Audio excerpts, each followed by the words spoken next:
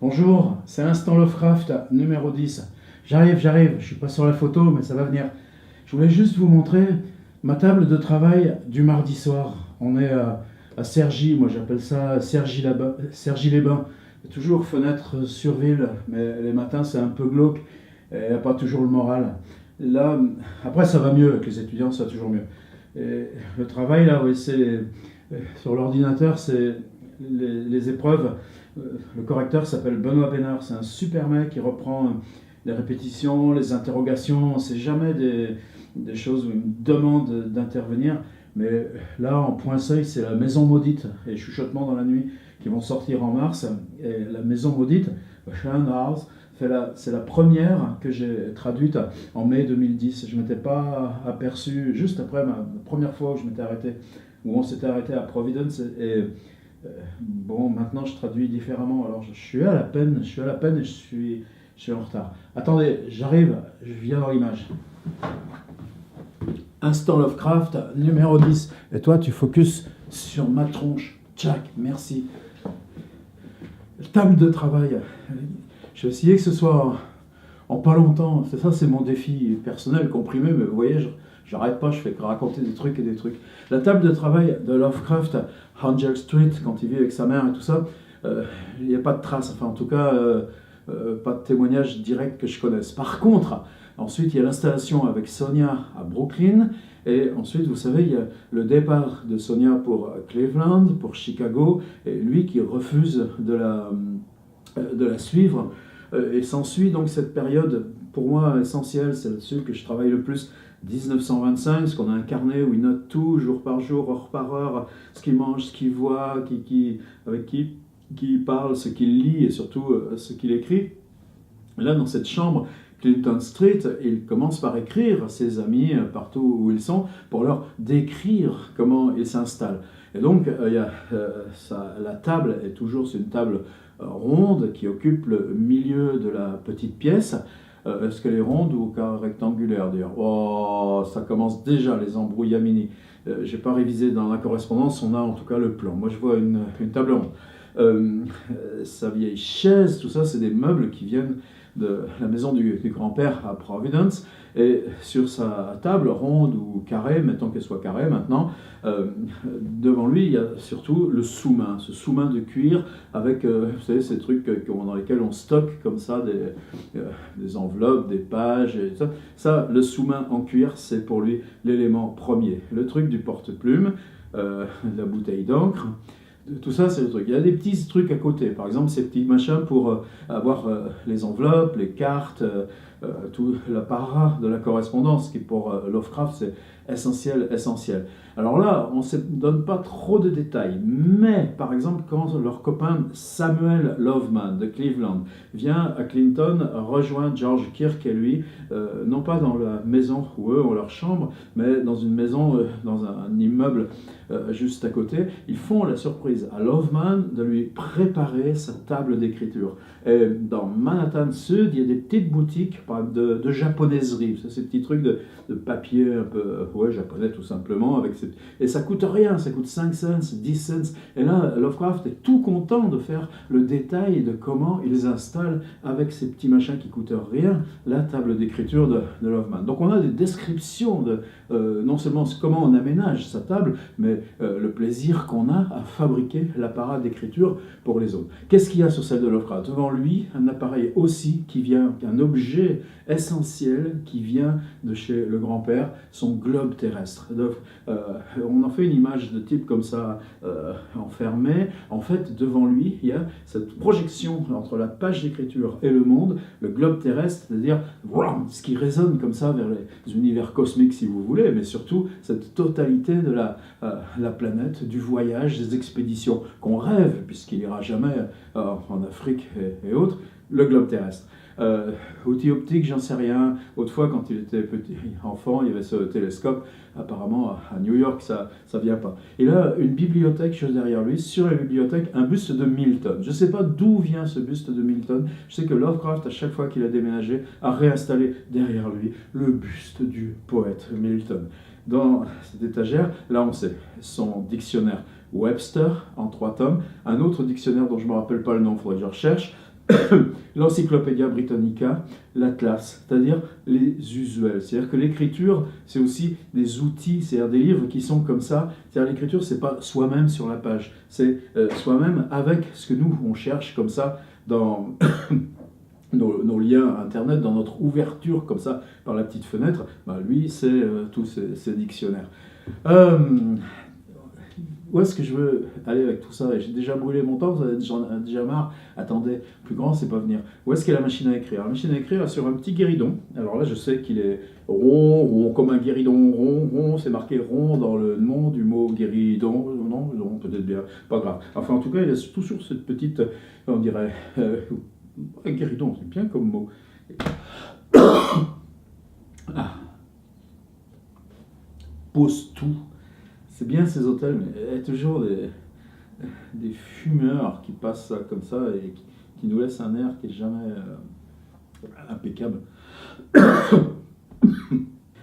Guéridon, gardons le mot, guéridon rond. Là, il y a le Remington 1906. Je ferai un spécial machine à écrire. Étrange que l'évolution de ces matériels de bureau, de la facilité à dactylographier, quand même de 1906 à 1936, c'est que Lovecraft, même si un investissement cher, c'est accessible, a toujours gardé cette vieille machine à écrire. Et ça lui manque quand il est obligé de la faire réparer, ou quand se procurer des rubans et tout ça, ça lui est vital, décisif, en particulier pour le travail au service des autres. Et à mesure qu'il avance en âge, il s'en détache. En fait, c'est Barlow, Dallas qui feront le travail. Et lui aime de moins en moins s'atteler à sa Remington, dont il est pourtant hyper fier quand il a quand même 16 ans seulement quand il se l'achète neuf. Mais la Remington est toujours à côté de toi. Deux choses, juste. Qui font pour moi complètement partie de l'espace d'écriture. Il transporte dans ces trois chambres, donc j'ai parlé de celle Clinton Street à Brooklyn, où cette chambre où il passe toute l'année 1925. Ensuite, il y a l'aménagement à Barnes Street, à Providence, où il reste plusieurs années. Ensuite, une autre chambre à College Street, et chaque fois, il réimplante la même chose. Réimplanter, c'est évidemment, puisqu'il vit dans une pièce, il n'y a pas d'espace cuisine. La cuisine sera toujours ce qu'on va manger à droite, à gauche. On peut se faire bouillir de l'eau, faire un plat de nouilles ou un œuf dur. Et encore, pour Lovecraft, c'est le maximum de cuisine qu'il saura faire et qu'il apprend tardivement grâce à Sonia. Il y a l'eau courante quand même à Providence. Il y a le téléphone chez la logeuse. Mais l'eau courante, c'est juste un brave évier. Et puis la douche, on fera un spécial douche. Ah, j'en ai des trucs à faire. Hein. Mais il y a sa chaise Morris. Vous savez, c'est ces fauteuils à bascule, comme ça. Et sa chaise Morris, c'est le lieu de la lecture. C'est-à-dire que l'écriture ne se conçoit pas sans le lieu, l'outil de la lecture, et que la lecture en position allongée, il a aussi, il met ça sur tous les plans de chaise de ses chambres successives, un prie-dieu. Prie-dieu, il n'est pas du tout Lovecraft, il a cette qualité d'être athée et de le revendiquer. Il y a un beau texte sur la philosophie matérialiste. Mais ce truc-là, c'est une relique aussi de la vieille maison du grand-père Phillips. Et je pense que ça lui sert tout simplement à poser ses jambes quand il est comme ça. Et donc le lieu, les heures de lecture, qu'est-ce que c'est important. Lovecraft, la table, le lieu d'écriture, c'est ça. Sonia, dans ce mémoire sur la vie privée, parle toujours de comment le soir il s'assoit à sa table. C'est-à-dire il est à sa table d'écriture. Et pourquoi on se moque de lui, ce brave Lovecraft? Il a sa tête comme ça, et Lovecraft dort. C'est-à-dire lui qui ensuite va se réveiller à 1h du mat et va écrire jusqu'à 6h ou 7h du matin, commence cette séance de travail à sa table d'écriture par dormir, mais dormir assis avec la tête dans les mains. Alors évidemment, eux, ils en rigolent. Moi, j'y vois quelque chose de plus profond. C'est-à-dire s'asseoir dans le lieu d'écriture et que l'idée la suite, l'arrangement de mots, cette espèce de phrase très savante, très travaillée, avec toutes ces structures de temps, des choses du XVIIIe siècle et tout ça. C'est une espèce de ralentissement, c'est une espèce d'appui progressif sur ce qu'on devine sans pouvoir encore le matérialiser, avec ces syntaxes qui lentement, comme ça, vont émerger. Et bien ça commence par dormir, dormir sur sa feuille, dormir, et on compte pas ce temps-là. Ensuite, peut-être qu'il y a cette espèce de rythme qui s'établit où il dort qu'une nuit sur deux et que la deuxième nuit, quand il dort, bon, il va se lever à 3h ou 4h l'après-midi. Et appelons ça des règlements, c'est sa règle à lui. Mais que dormir assis à sa table d'écriture, c'est un geste d'écriture comme les autres. Moquez-vous de Lovecraft qui... dans quoi il dort sinon? Il a un canapé à Clinton Street, c'est dans une espèce de petite alcôve, ça aussi il faudra qu'on en parle parce qu'il y a un cambriolage qui nous renseigne énormément sur ce petit univers privé. Et à Providence, le canapé est là comme ça, dans la même pièce.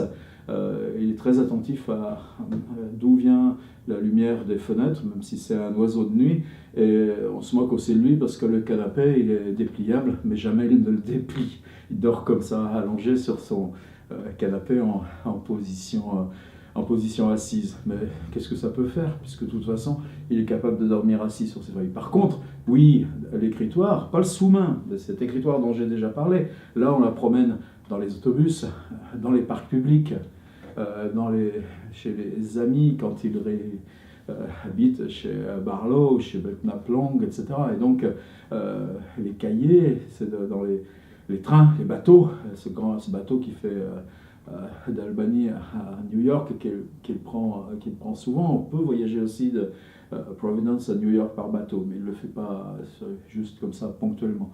Mais en tout cas, l'écriture aussi, c'est-à-dire de cet écosystème d'écriture, avec la chaise Maurice qui est le lieu de lecture, avec la bibliothèque des atlas et dictionnaires et le buste de Milton qui est cette espèce de lieu d'autorisation ou l'outil, avec la Remington sur son petit guéridon décalé de la table.